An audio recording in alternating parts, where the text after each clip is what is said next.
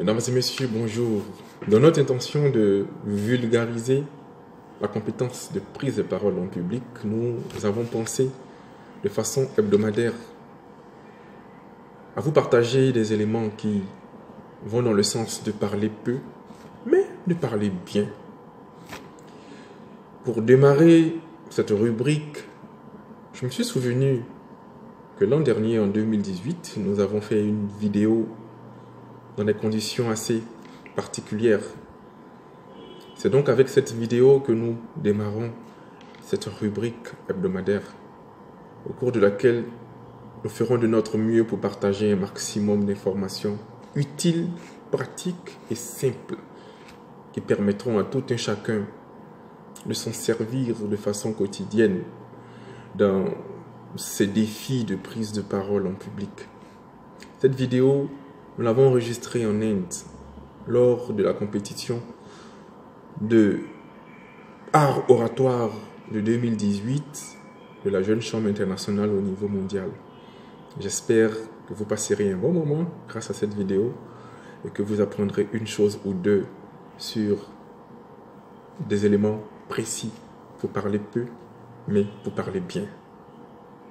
A tout de suite après la vidéo. Bonjour chers amis, c'est un plaisir pour moi de vous retrouver sur notre chaîne YouTube.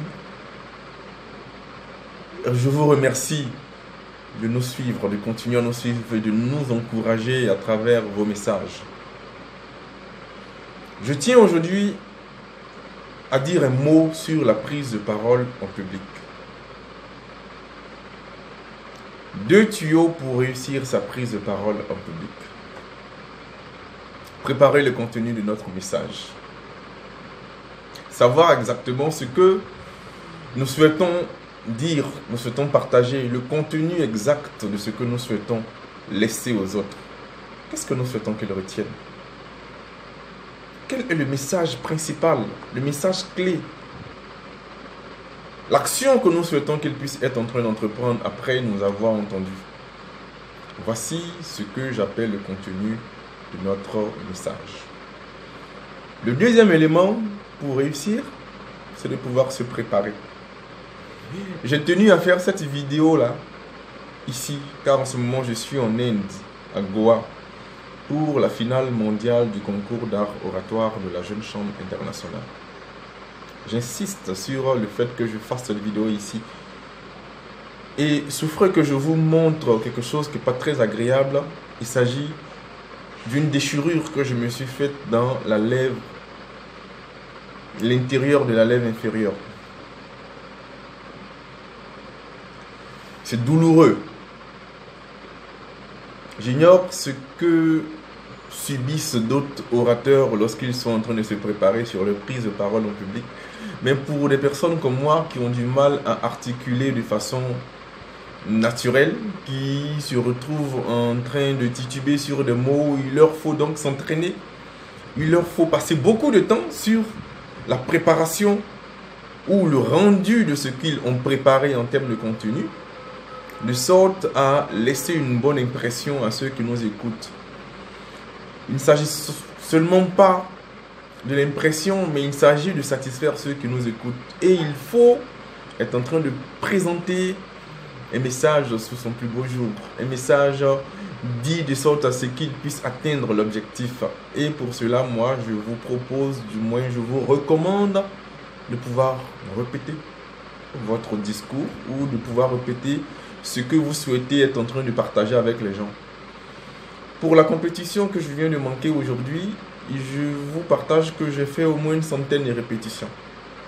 Un propos de seulement 7 minutes. Ce qui explique donc que je me retrouve en train de me déchirer les lèvres, la lèvre intérieure avec mes propres dents. Car lorsque cet exercice-là il est fait de façon sérieuse, on n'en ressort pas indemne. Et c'est beaucoup de difficultés, c'est beaucoup de douleurs. Juste pour dire que lorsque nous souhaitons partager, nous souhaitons être en train d'atteindre notre objectif, nous devons nous mettre au-dessus de ces douleurs-là et nous préparer pour le respect de ceux que nous sommes en train de venir entretenir. C'est eux qui sont les plus importants à ce moment bien précis. Je vous remercie, à très bientôt pour de prochains tuyaux. J'espère que vous avez apprécié la vidéo et comme vous l'avez vu lors d'une intervention, que ce soit publique ou interpersonnelle, ce n'est pas nous qui sommes les plus importants, mais c'est ceux qui nous écoutent qui sont les plus importants.